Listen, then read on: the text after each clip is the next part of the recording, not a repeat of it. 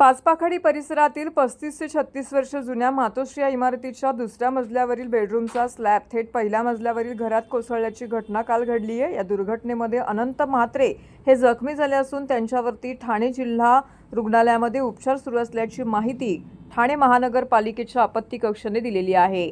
ठाण्याच्या पाचपाखडी परिसरातील टेकडी बंगला येथे मातोश्री इमारतीच्या दुसऱ्या मजल्यावरील बेडरूमचा स्लॅब थेट पहिल्या मजल्यावरच्या घरात पडून एक जण जखमी झाल्याची घटना घडलेली आहे।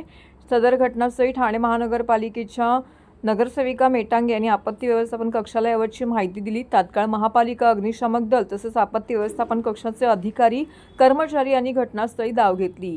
तातडीने जखमीला रुग्णालयामध्ये दाखल करण्यात आले असून जखमी म्हात्रे यांच्या हात, पाय आणि नाकाला दुखापत झालेली आहे। सदर इमारत तळअधिक 4 मजल्याची असून 35 ते 36 वर्ष अशी जुनी आहे। महानगरपालिकेच्या नोंदीनुसार या इमारतीचा C2B या वर्गामध्ये समावेश आहे। तसेच या इमारतीची पालिकेच्या संबंधित विभागाकडून पाहणी करून पुढील कार्यवाही करण्यात येणार असल्याची माहिती ठाणे महानगरपालिकेच्या आपत्ती व्यवस्थापन कक्षाचे अधिकारी यासिन तडवी यांनी दिलेली आहे।